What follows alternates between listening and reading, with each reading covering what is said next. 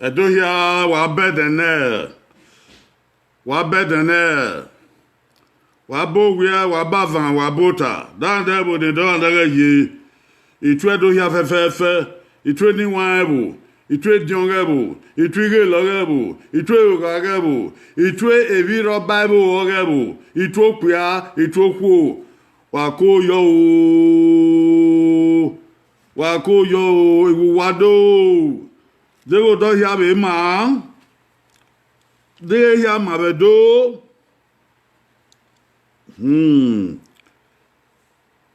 Wa bedene o wa buri o wa ke o de ya ma eni wa e baba iye ni ama ni wa la na gba orin o na na mi an agesi ya yuga na be do ba ya buga o ave to takian ave ni abi he ave ne ade o ho me gbin ni na sa me ni awon ave ne ade ta mo eran yin a kokora ukokura de taba fora eni wan pe a no de anyo duhun ave no de anyo ogo duhun de okan eni wan ku no su koko ave no baba ave no ye no kwa no de ukoko o de okan a de taba fo ukoko a Oga na me baba o, oga na we ye, oga na me ni wa.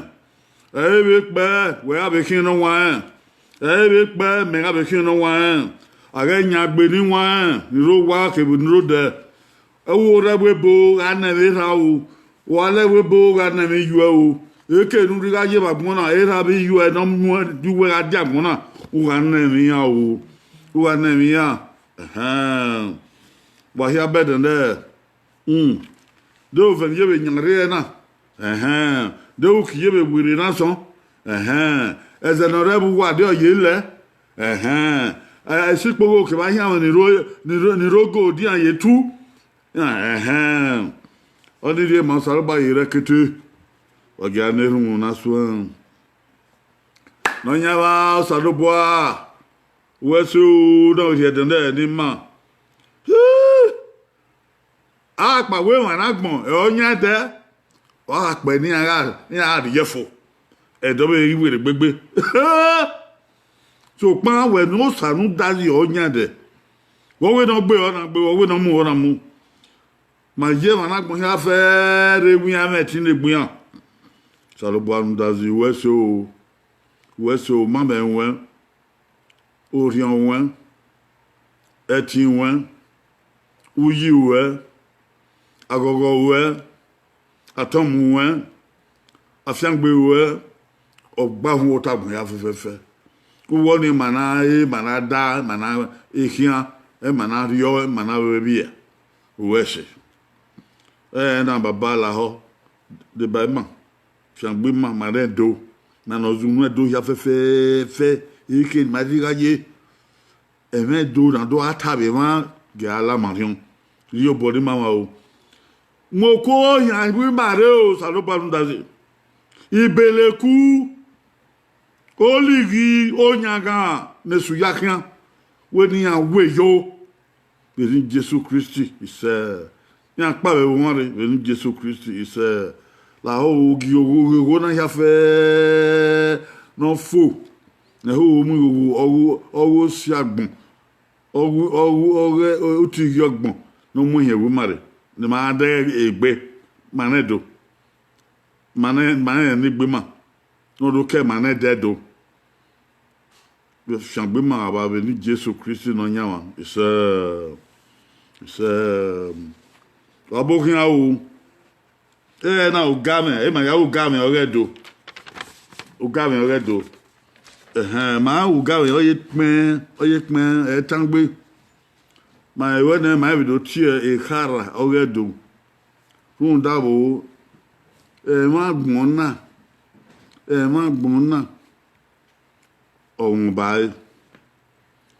ni magale itan heme ni magale eri na buya heme ni magale ni sar bata be babo ma ya heme e va so ro na o don da he babo waga we dan he tan e ma so ro na hu na Israel ne run waga we dan he ere na bu e ke he so bo ara la gu ma bu fion la marion ma ga de ma ga ri ma ya ga won wa gbon a be ta ari na he ki ma ba no ma on sa na he ki ma ba no ma le lu sa na he ki ma ba no orun e ma ho we di mari daga e na o ti on ke ba ne bu ma ho ye help Orion ma ho o boy do to wa gbon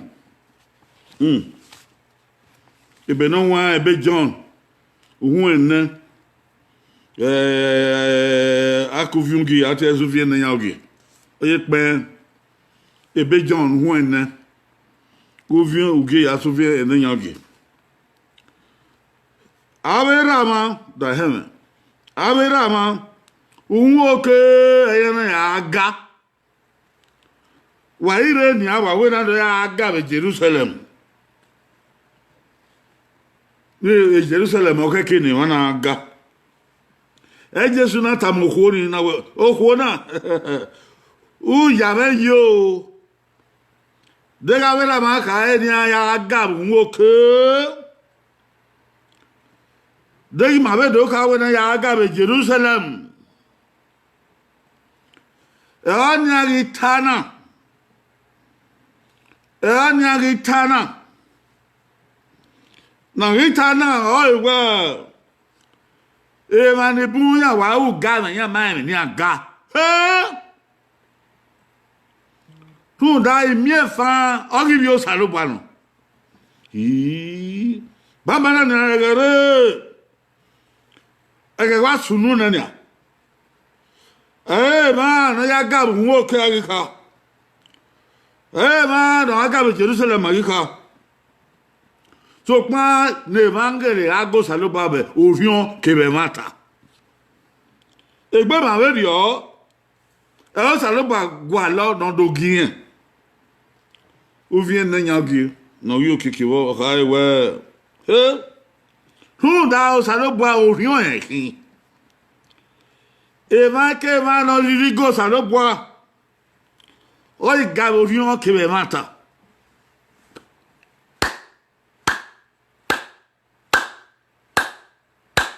o sa lo bois orion non o va comme un rigo sa lo bois oi gaborion que me mata ye igbe bungbe wa gbon ye ven e mi na jama kai goyo goye nyon goye nyon goye che ma wadene gona ka uma hon e Jesu tu otu uduwe otana e wan e bunya giving ya man oye bien social yo oye bien molé yo oye bien boyan yo e man bu ya giving ya man ya wi aga aheyegbe aga ayo wo ayaga aronge ku ayaga avigo yepo ayaga amwewe me na ya zo ayaga ariema bi baba me na pe man na agbe ayaga Jesu waye ni o ga ye o waye ni inu gba na se we lo lebo ya se o waye ni inu gba na se lo aya total yu ga be arawa gede o waye ni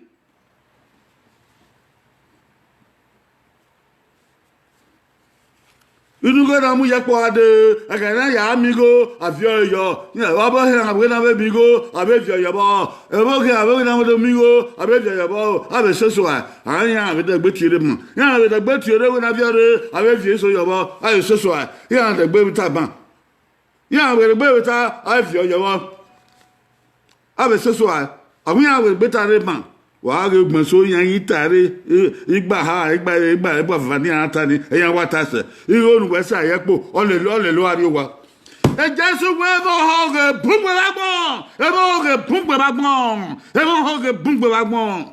E bo hoge bungwe bagbon. Jesus ko e kaka. Ko gwedion. E bo hoge bungwe bagbon.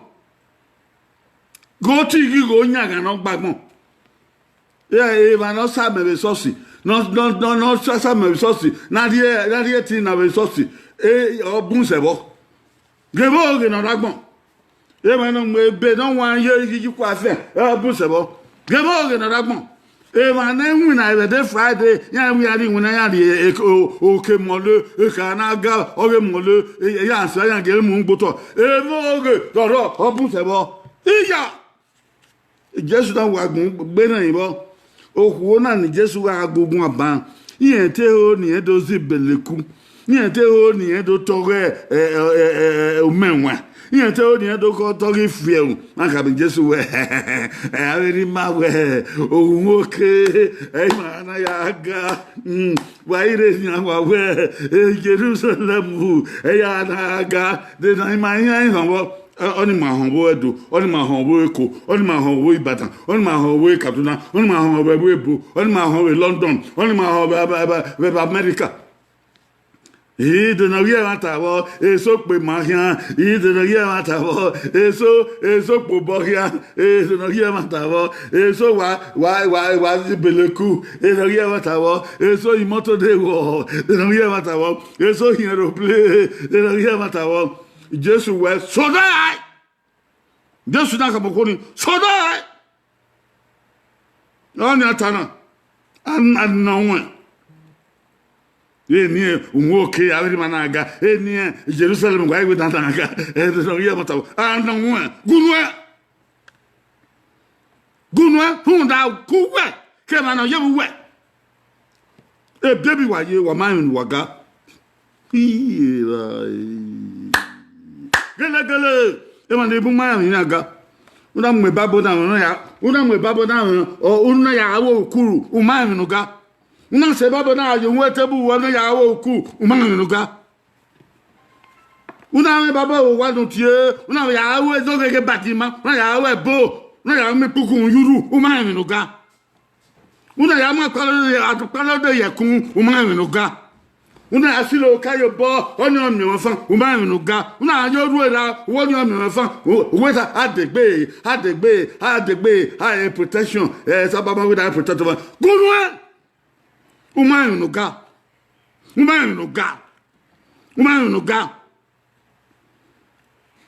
u Jesus we do la no kwa we so wa ya we bo u ma rin ga eri Jesus kwa oge u se ti mo saruba Go saluba orion no.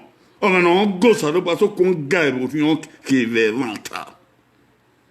E ma taru we manabu, e ma taragbon ye. E ma taru ena. E ma tari duna. E ma tare buna. E ma taragbon. Oh no, go sa so con guy orion qui ve vanta. E que non a ga e ba ja ka. E be no ya ga e aka. You know better than Silo, Aria Galaha. In a good on Fuara, yo, than a moon go to Aha. Just well, Naka. Oh, hold on, just go a good one. Oh, whoa, call cool, and gaji. Okay, just the way I'm your fun. Well, me, only mubius are the boy. Gilly, other only me fun. Emane Buma, me fun. You man bunya mi fan ya ebe na ga he ya kere na ga o ya unu ya okoda o wa te no sare boare so pon ya ma mi fan eso wa yan babo kakabo so pon ya ma mi fan eso zigo pon igo ku gbe tithe and offering tithe and offering man wa tithe and offering so pon ya ma mi fan ya ma mi fan ya ma mi fan mi fan na agbon na akemi pa aseyin nda agbona ake go saloba worion ke we wanta idon won eden na de we go saloba worion ke we wanta emi fangwe de emi fangwe to ago saloba worion ke we wanta de egwe o ma em no ga u ya lobi enu we de we gele yen we ga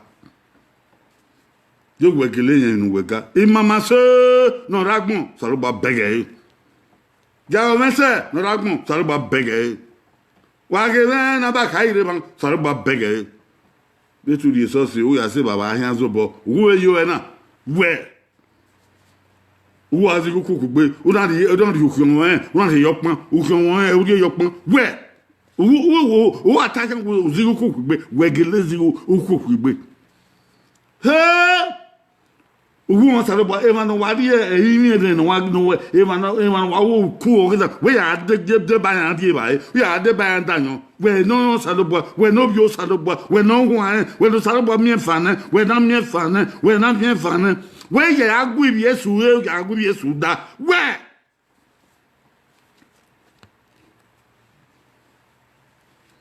I think Tadopa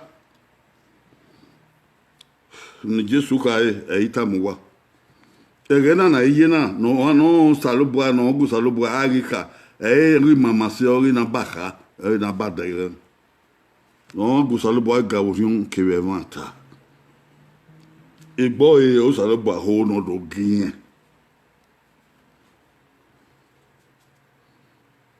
tabo ya gbebu ana webo ana ga pobo ana siwo salubwa en ebi ebo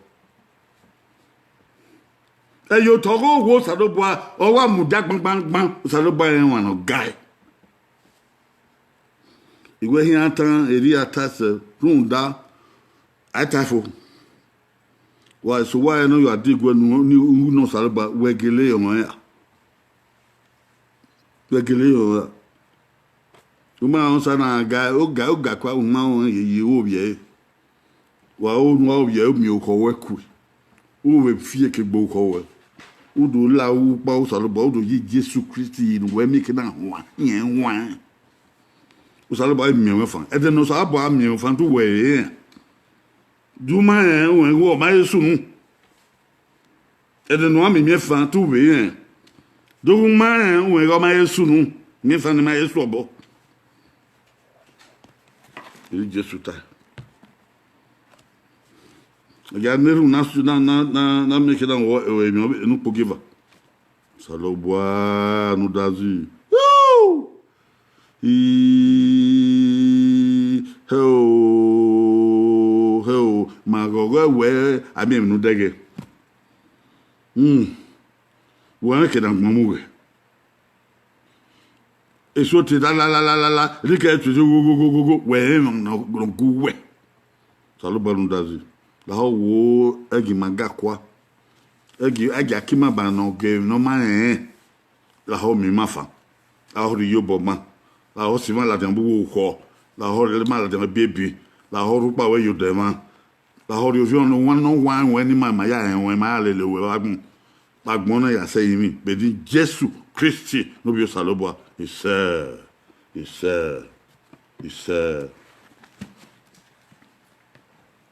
onye ugamen nuka na wa do we na mpogiva beni taiban ma do tie e khara ogedo oge beni nigmen e beni nigmen ikata mu waderio ye were mo oge usie webo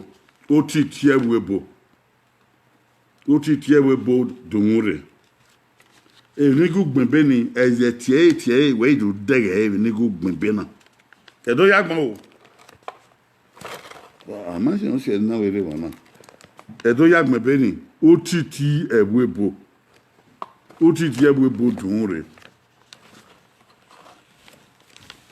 eze tie udo enagu gbembe ni fun dabo wa gele wa gun yin ma gbon wa gele age mi ni ma gbon wa u wa yan we e manibun ya ma keni aje ya ma me ni awu ma na do a se dole o wa ma yo a se dole o de ma yi a se dole e dagbon wa yi o titi ebu ma be ti ebe ni usi ebu usi ke wo titi opanu e mo panu usi ebu waso Right. Otiti yewebo. Otiti yewebo. Obe usi yewebo. Unda ai mai wadu agmen ma do seba. Mas a tibe na te tiesuta utoi. Wado mi eme no ro. Eme na ga mu over de agbe. Papa no cow. Egbe no cow ena. Go mu ha gbon gade. U da ho kaka bod da se no so. U gi ala wo yon gi ala we ko. Funda e na tie kara. E wa e na agbe bo we he. E agun. O me na he. O me na ya rile he. A ze rile la be ri okoze. A ze ri okoze a be fanoa. We kara. Pagi mata e ho. Yo mu ha gbon gade. E dagbe wo wa. We no gbe wo de. We no gbe enu wa. Eri ogbe no de nu wa. E dekede no gbe. E obi ede no ma he gbe. We ne afu wa. Eri o afu ede. Edokpa gbe. Won to. No nya dene. O manya edena kwe.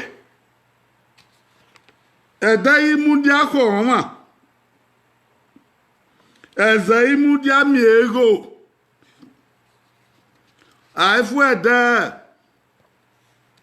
Akiri ede. Ede no ma egbe. E ose. Osana yi. Osana pama. Osani e onya ede.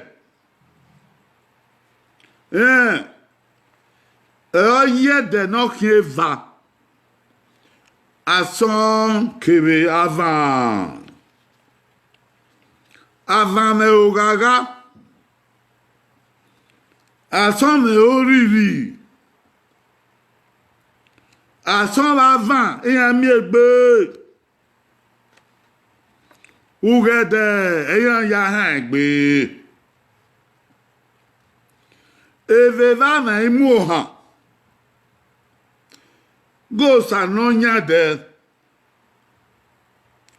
No yuki dollar son. Ona ye ohun dollar van. We na dagbe redo. Eri ogbe rebebo. We ne ra ma ide mudiaka ai. We wo we disi. Ona we avant e obun sason. Kedo kebebo. Runda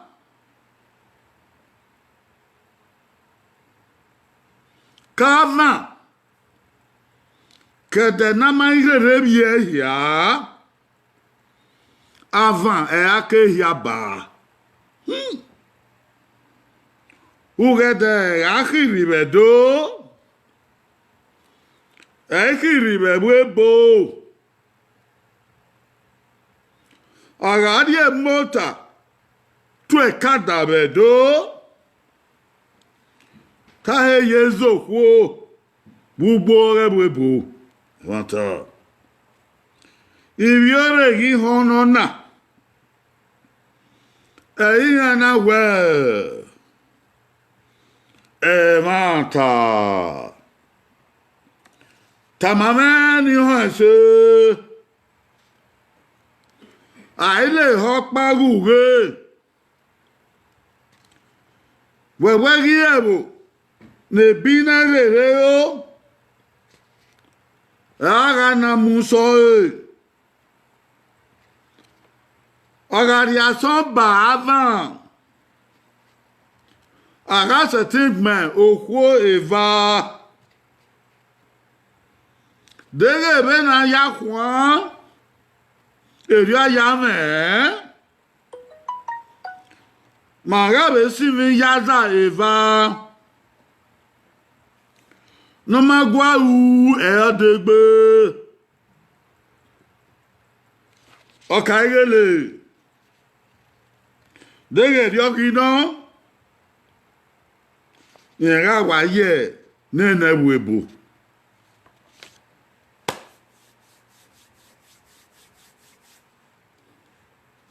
Oni egbe no kawo. Ebi no si e vie roi hon. Nyana wi waye webo. Agbon ba. Beri o be na degbe bedo ri o egbe webo. Ayaga awe awa opa. Ìyàwó dere mu webo. Maria moto ma ya lobi. Awe ti ya yezoko gbebobo. Dere ono waga ari na bobo. Àwọn reaction bava. Nunda reaction bava a certain kon ya zeva. Ìyàga yo we don ma gwa wo degbe. Ale opa guge. Me awa aje na bobo. Osa no bo agbon o me we no bo e he. Won aga wa na gbon o ma wa wo sa lo bo. Be don gbe edegbe we do e ogbo we bo. Be don gbe we bo e ogbo we do. Oni egbe no ka o. Egbe no give her.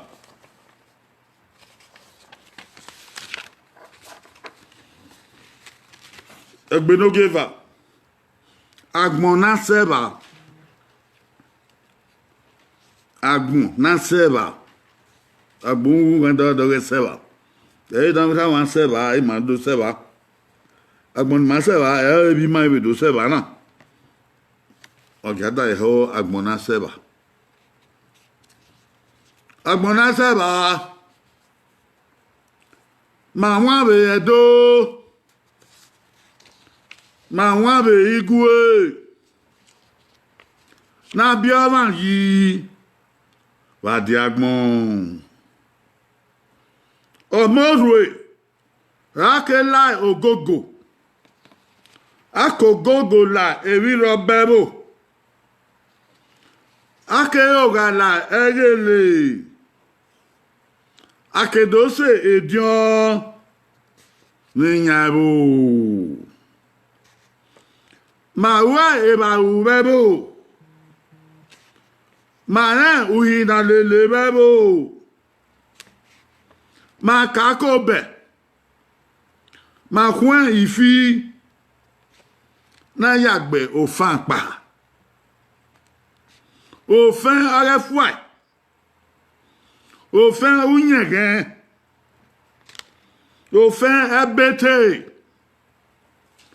Kebe obutu. Na yaswen. Ve ibi aleke. Ni ala odugbo wo wi efi o. Ni ayare o tien. Ba ogui. Ba epiro. Ni ayaswen. Na yaswen bon. Okporu ka o. Iye yawon emo. Keni pia, keni kwohia. Ni avie uko. Kebe izagodo. Me ubo. Ni avie urupiwe. Me ubo. Ni ala o desert. Na keyasa meri owa. Edeke wanre. Amebun weze. Obunse ameda. Obebunse ameuhai. Ara seze. Ari bala mekwegbe. We na ho. Kogwe kodafen. ai sayo ma obo amere poya o we pe ebube no regbe ata anya bu eze ai nwa mo enfo aga mame so wa ori kin aga e dama doga ori game eni we na ho ona ora mena won ona amena yakwe ona amena aya lebaye ona amena muri ugbo aya mekwe samenu yakwe aya mekwe samenu yakwe amere poya o we pe ebube no regbe ede kan rare e diori gbabe ikero nata enoge kodionwe yari miedia eduge rare kigele keora yari gbebu ni adogme ni adopole uge edeki rare eni kwori viagman vie okwai ba atete gari eki odo yana mie ya mede ne kiyawo go ena ode ne ni kaola ni ana setimu so ibiore gige nena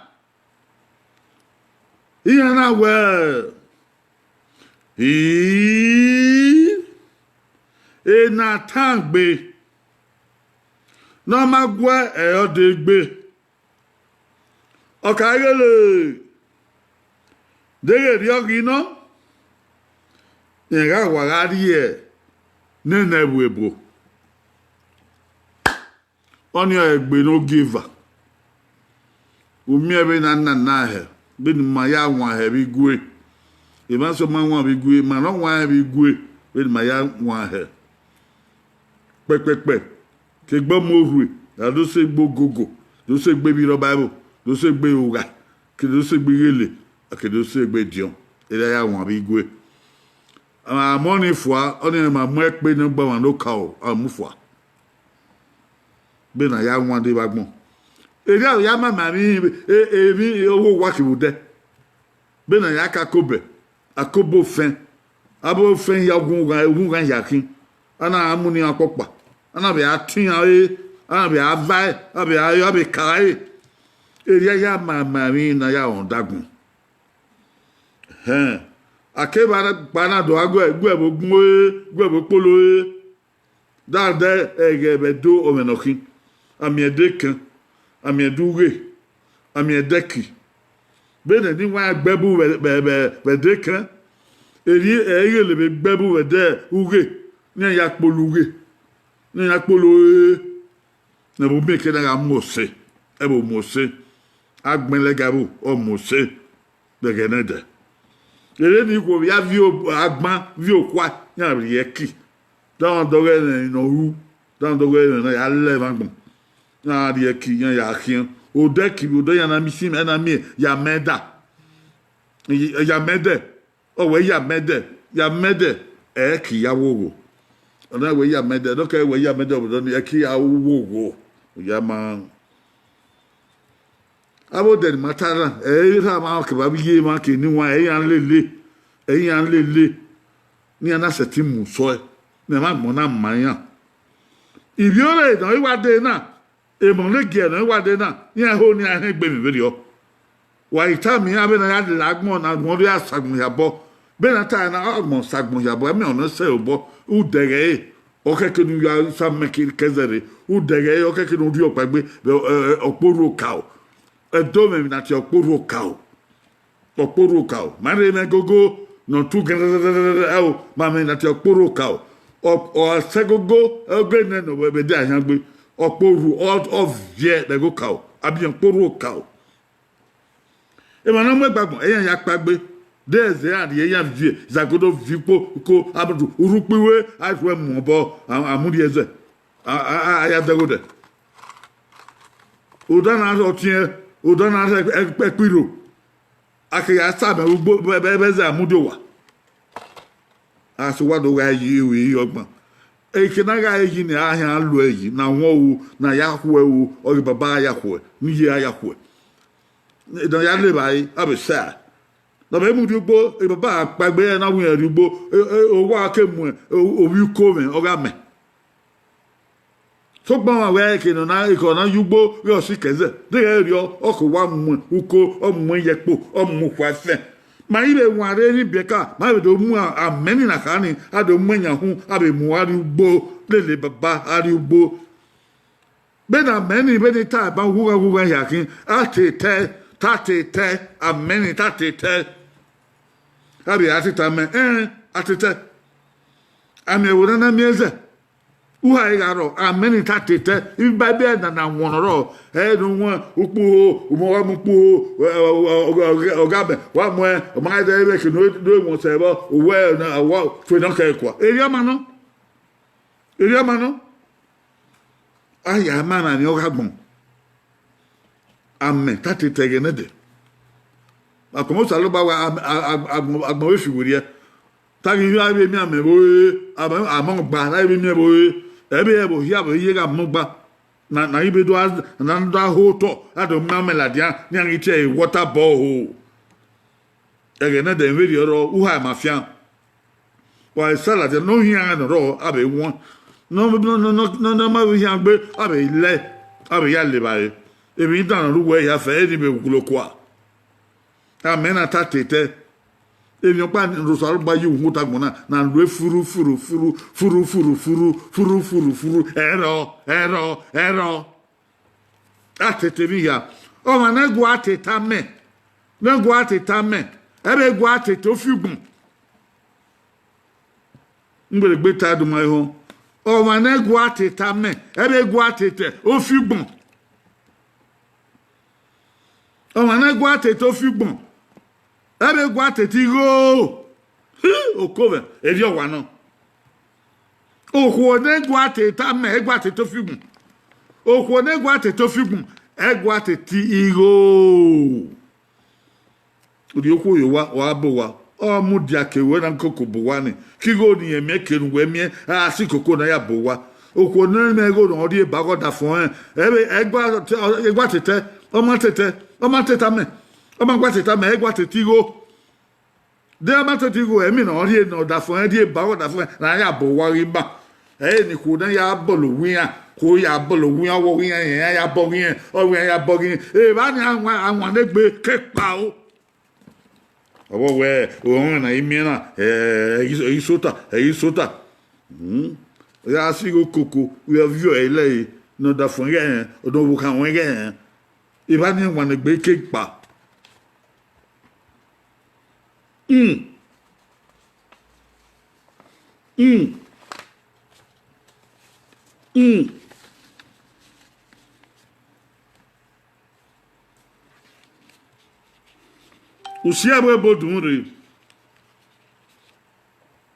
Usiabwe bodun re ba okuto da ho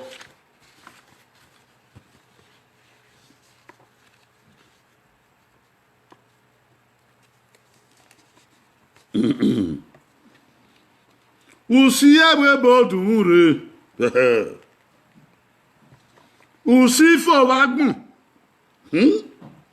ore fo webo awa usiore ni ka ore usiore ni ka o mafo be na mie usioba erio ave mie ore bebo konta usioba fo ore fobebo ko usiawe bodumure okwe bona lele oh yeah kene ore yasun ya ye gbe taibo ekumagise ore oto do you talawe do yo yan yo we do we abidi nu yasun ilaze ko eye doke e o gala egele nu dori odion no ga ye webo o kaka e agigbe o manami no mabeka ni bo wiwe mi o dati bieka we abidi ibeka ya na kwonia wa aita lo awo go iwevin noga yebo revana ke ba pa o akerie ulo balame usiebwe bore okien ulo balame usiebwe bodumure no ho no tame no ma ho igo oge Nigeria ode idola oge bwebo okien igo bioye otunika yo nene bwebo obiebe ya viore mi andiowa kera kiye oze yo ansigo yo otunikeke yo okoto na te imoto kebe idola eyangi ya ha egbe uzola igba amagi unu kebwe bore ko ouvien agi mudiayi we azigo na te Western Union uwe so bi me babarita umangio ha me gbelima yeye gipon me kokpolo kokama erun ewebo harina nene bodo owi era wa to bi era die nene webo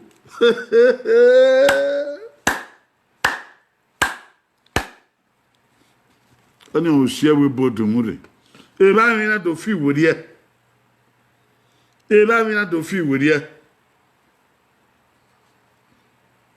kere agbon ya fi wori be gi ma ni bi ore na agbon fi wori pologbe o fi wori pologbe o dadu si ami wagbon o si bo be dun re o si oba fo eri ore fo webo o si bo ri dun re ibi ore na vioe ibi ore na soin la ye gbe table da eri bi ore ebo na re do you talawe upon ma ru egbe upon ma mu yin egbe upon ma ruan do you talawe ai ke ba ko ara do kian do ri ohian yo we ni ati ohian do fi bata yo we iya omo no ma gbi bata egbe yo ko e ba ni ake yo we lelebu na gbon edo ke fi wori e banta e yo wa no Akeba kwa we na do abidi. Abidi aya we bina aya so bina we. Abidi I fi gi hi I ki li mi ni o pi ri si ti u vi wi yi zi. Abe mama mi yana do ya si won yana ma we hwani we na ya si wani ide o ya ala ma yon. Abidi figi hi ikelemini o piri city o vi wi yi zi. Osaga. Osaga. Eri mageli aso bana gele do abidi. Bani ilaze nikin. Ilaze. Na maita na ya ta lugan. Ono ilaze. Ilaze ni ma ya sun afia gbon were. Akeba pa mana do bizugbe ilele ogedo. Aiti ma bi lo bebo aiki ma yo aiwe ma do la yoga do di fo aiwe na do la gele ye gele. Daga na te tan neru na la yoga aneru na la gele.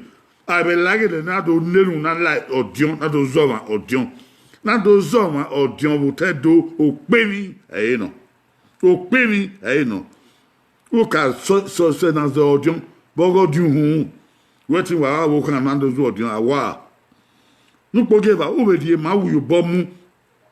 O ma na yo bomu o kan we na no ke no wa azo odion. Na yo bomu o kan we na ma e da hu azo odion. E ba ni igwegbe kepa. E ba ni igwegbe kepa. Wo ari okwo o pia go obo I make una fie I make una gbo I make una gwa I make una ro the banana de okwo o kan no bete ke ya say uwo nisan o ma ese na ori okwo tun urie ma wo bowe mu wo bowe gbewin se mo pia o bo pia ahon we mi ke bana ya la euga akodo la gele egbe wa ni ana mgbegbe oto na ya mama ni bebo agian hu ni oko o ti ni ayan me atena aka wi ayo na weken na ya bo wa o goda son agawe uga o godo wa son ira na we ko ti ni omo na age o goda son akiba pado la gele gele pado la dion ara zo dion o yoru papa unda azu odion ne be na mieri agodion gwan abegbe ba agodion gwan agbodion arobi odion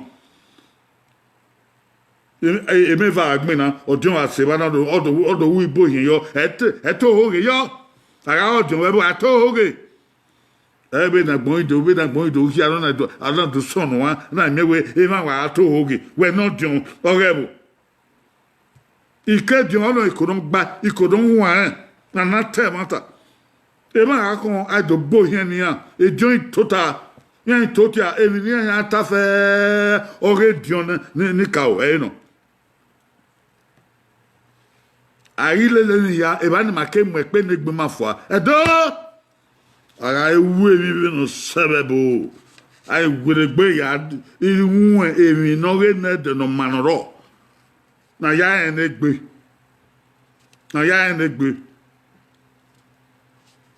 eni wa ga da yan ege le are o gbe na totayoto no sayan o me na sayan he mo o bagobo o mu pu yo bera wa no ma e na sayan he o ni obiedo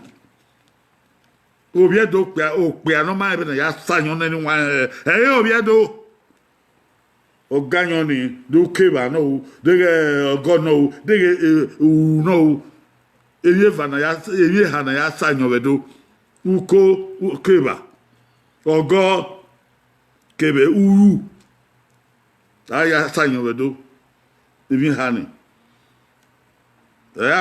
pa mon kwa sanyo yi na ke sa no mo yo biyo upu no asa yi mo yo biro obi yo na ku wa ke sa yo obira wani wa yo bera wa mo oni obi ha iha ono ma mwese o magba Eoga na wo e. Ke gbe mi lo be bo pa ga mama ni inveri obedo. Ado wo e soga. E ke ne jona gba irele o tota yo to sanyon ni wa. Dega yon pare ba yan gba be va yan ra sa o we oge va ra pa e. E doza iba oge va ra pa e. On dit ma o mi e o no sa ni o mu gie e no wa no so egbe. Ojon we aka mu na. Dodion we reba opo ozupo ki va reba o no yo odion wa di o yo odion a manyona. O segbo aka mu se o wa no dion wa awa. Oni ari no ma so ma gbe awa ada won.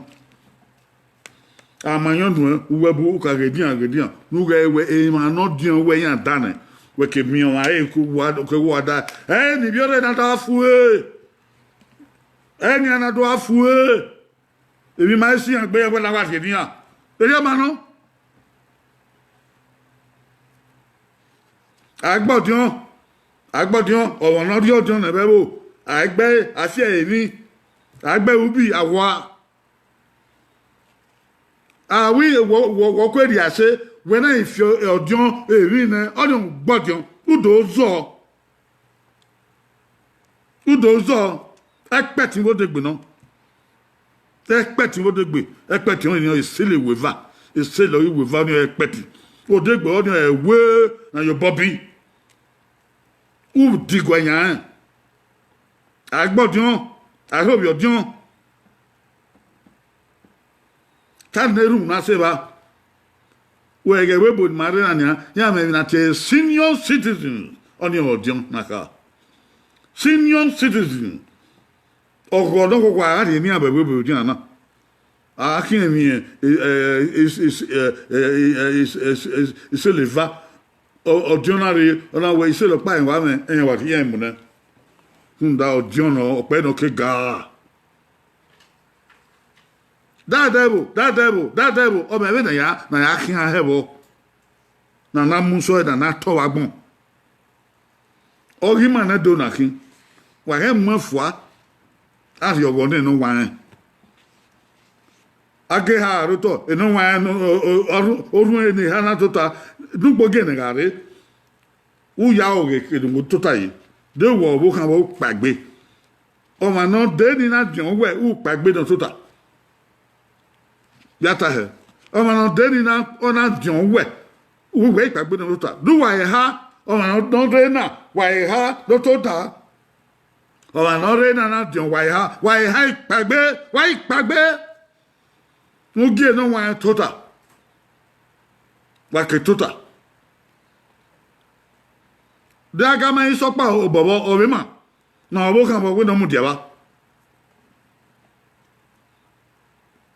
No ri ojo na no wa ta ga no bebo o no ri ojo ta ga o aro wa ma me ne baba ya pe u digwe du ma ye ni ta de gbe ta baba yan ri ba ye o ye ma no o ye ba no ke no ri akin we ya mo o we nu sa me no ya pobo u ya sa me ye baba ku mu ne baba ya pobo o me wo ma mu ne baba to boy da yiran ko awa mama ne baba o digwe no ya pe aga na de ko na ri wa o be digwe ne baba ya pobo abe ni wa no ejoni ya be ri uyi no ma we adigwe ti ka ba won we nu pagbe ida we adigwe tu yan we de agbe ida we adigwe tu yan ba ri evie ba e ne abe tu kada ikwo itu eregi gbo e da ino wa e yan kin at yo go ni ya ni to pa ma won nu ma ri hon de wa ga we ma so de arabu ana mamene don wa obuna sabene enwo ara sabere ana me edion wa afuede ori anwa me upu ni omu enbo ọ̀hìn àwọn amẹ́ agbóyàwó wa dìgbẹ́ agbóyàwó wa rẹ̀ bá ní àwọn àhìn wa dìgbẹ́ èdè wọn ni tẹ̀dọ̀ wọn amẹ́ ni agbóyàwó wa rẹ̀ gbẹ́ wọn náà wà pàgbó rẹ̀ ó yí wàrà mi ẹ̀ bẹ́ gbéra fún ẹ̀fà náà yà wọ́n mẹ́ni. Even if we had the guardian or the boy, I see you a bit. I see me down by you a bit. If you see you see a bit, oh, yeah, we will be. You don't want, or you don't wait, or no get no, you don't want no, but no, or you can know a mamma and the one on one. Or what mamma, obey no what mamma, what that, no, I want. Agnewa digwe.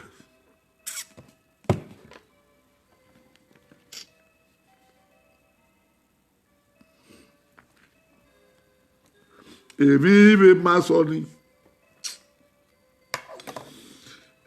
Evive masoni. Manole ni gbera ba ori agbon.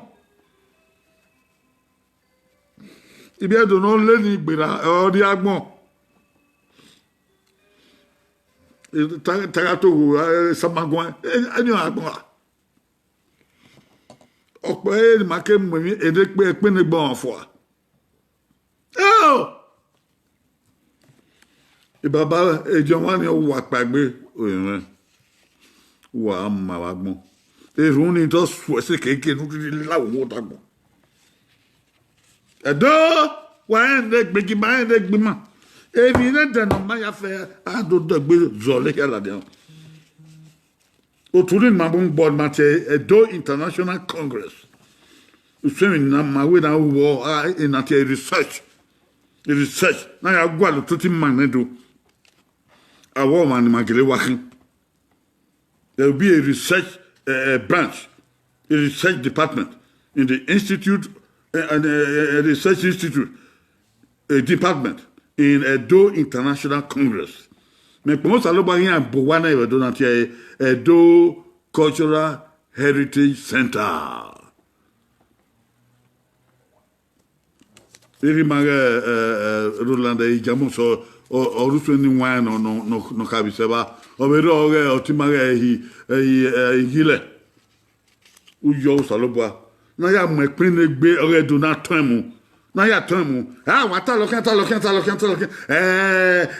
de bai ma bo mo edu bo ri agun ni ma te ri de mi ri go ma so wa po ri de wa feko wa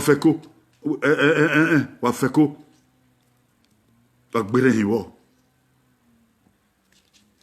ma o me pe ne gbuma fo Nebo when my own name, my own name, my so what my own name, or when I dig go to Roma, or when I dig when don't woman, or when I to Kadaka, or when I to Labizu. Away, boo. Why, Bebo, or somebody. And then I want my year, you're a big your body. And then I want my year, boy. You mean your body, actually, more to 21. Ibi yoba. Ibi ausa etian kiyan kagbada na ya etian wa tore wa adi oto. Na to no wa. Mani bi abdo wa kagbe. Ima bi wa kagbe. Adola dagbe mayi. Adola mi saro bari ni mayi.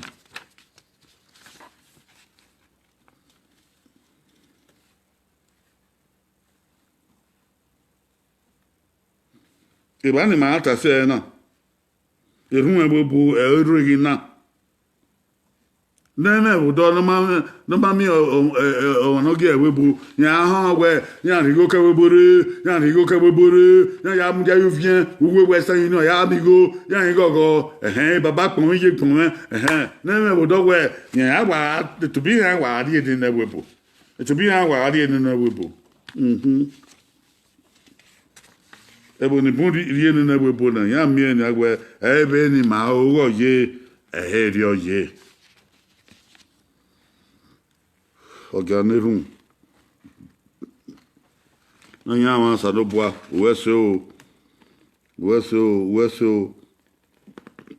uje mi ya gagama bagbon uje be no wan bible ya gagama bisosi uje be no wan be go mole Quran o ya gagabo orudo we ye itan kebere ya gagima bo wa evinomma nu ya gagama obun weso sadoboa egi man fi bibio de egi ban fi ke gbe agmonoma evinomma nu ya wo ma ya fe egi man sia kokol ma ya enegbe mana do enegbe sadoboa la ho gi mana do enegbe sadoboa la ho gi mana do enegbe uyi nu mu ni ma egi man mufoa oh da do biedo ke no tiebe ke no matie gi man mu enegbe ma o na ya ehu won ege evinomma nu fio de ma na bona make na suma bo kpogo zogo de me de na no be no Jesus Christ no be sadoboa ise wa weso iwa de wa hia wa no re na wa wese wa mege ugbo pa ayi agba hia me vai na ma wo ga me ayi wo ga me na do te khara ogedo be ma hia fe ya dai ho ekori en bien o ba wese amadin merige amadin wese blessing ege obokian irabo blessing obokian Joseph emigare west obokian o soni weni obokian o love favor ureba o saze mo ureba o love Johnson God's time o ipopo o debodo wa wese o sazuwa wese o ago obokian ago obokian o iriano love forever favor wese akpoboyo agbapoboyo o omo wa obokian o love favor o wa vian no pobore da se gbe enonya bo na obe pobo Veneza ese wese ege wese kiraba wese wiedo ne wata wiedo ne ware wa ma o oga gbanu wa ko wa kibode oga gbanu wa ebi ya fe na anya gbona oga gbanu wa imane edo wa gwa pagbe o ise ogbomo obokian o koyo ituo la maso ni gagu Obasaki wesu Obasaki robos Obasaki obokian omo yi Godwin ebobungbe o aseti so ni o ya eyan ruwa amata eyan ruwa ri popo refe ogbewi na he ogbewi obokian ito han obokian endurance dao ito ibiedo ya fe wa wese wa ya mose owo ti ato we abeto ima ya ato nagba yan gbe nagbara gbangba ti gboko uyo wa fe wa ya fe wa ebi emunabiele are iza omu ya gbe alaho are igbin okoko yan hun ayo bobre yan hun abe atemugie ya so wa na ke suku so wa be na be wa kan he na wa we na ayo ni abe wo abe pobo ni ya de ya ma we su ayo tamia we erio dolewu akwe we no maso na ma are tin he ne mo alaho are tin he ne mo ati me za mu akere abe akere ogi he na tin mo agwa boy wa are tin he ne mo ne ge ne diagbon wa ne runi ati nga ma wagbon he na wasra meti wagbon obungbe na wati ni bieka ibi ke na we no momoru awa fi yan ogo yan ma wonita wa fumbo ni wa mamedo na gbowe mama wa ha se koko wa bia le bagbe mama o ha no gboma o gbele mo wa gbona o te ma ne do o ha me na gboma koka kogi kogede kinya kevin ya fe ya gba e ba ero timma ha wata go bia do wo se kagbe no ni na tie no wa no bi o ri abe baba ya nema obi a o eukin o itabe le wo bi e ka wa ken ko bi no era bo de o ma de akuta no we no we do wari ba uta de ko fun eyo tima tima e obi iduma be ne ya ni wa ya nwa ni kin wa ga ase koko wa ga wo o mama gbon o sa lo gbon mu ni ma wa ga izaga kwa ira me Yesu ni ama mari ma agia ya iru evi dan bo ami ona na iru evi obo na ma Yesu yo ri la dia no mama Yesu wa na dia la dia o mama mi no ma e ya we na ma ni wo e bi edo wa joge do kara kwa wa ge joge do kara kwa wa joge do wi e bi yo ge do ma obungbe waga ikpebo ebo we mi no mani ari agbon gelegele aga you no pa misi kankuya aga ya we sogodan aga yebo we sogodan emi no mani awe mu agbon owe ro emi me agu wagbon na ebo mu ere ona mama lo be si abi yekorio so pa evion gi mano ma ma vie ibo yi abe ma moye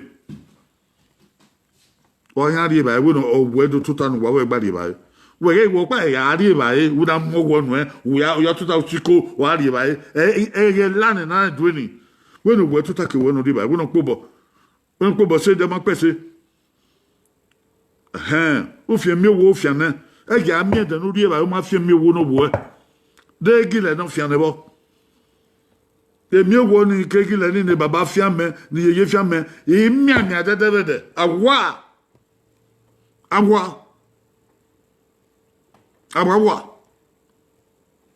e bebe mi na ase mo kegbe o bebe mi na gogodo na gogodo o bebe mi na ase okwo kegbe ma wu wo yime no ma ga wo yime no ma ga wo uwe obioro kuwa obioro ebi no re no man ro udo vi oba no ma ogedo again we do face over we do mass over here ebi no ma obioro do vi oba ebi no ma ogenede again we do mass over ebi ono o ma no yu tete oguge so ma then wa vi ebi no ma wa kwa wa aviorebo no ma orebo dem no ma bebu we here we zene we mi ti bo orebo egani na anyagbon egibun obuwe o ma ri se no ya anyagbon eri ama no mana no wa bi gwe mana wa be Africa mana adu je bebu adobi no ma orebo na do die ba wi mana Africa ma ri masse mana do ba bebu eri ono ebo edo wa gata ho akoyo wa babado wa wiyedo wa we modo wa tendo so bade ba wa ya fe ise obekin yakwe na day Friday e ma are ogedo gbogbo na gbe e ma eta na ma e kina eta sebo wa koyo wa kin we wa we babado wa we tendo ebo we baba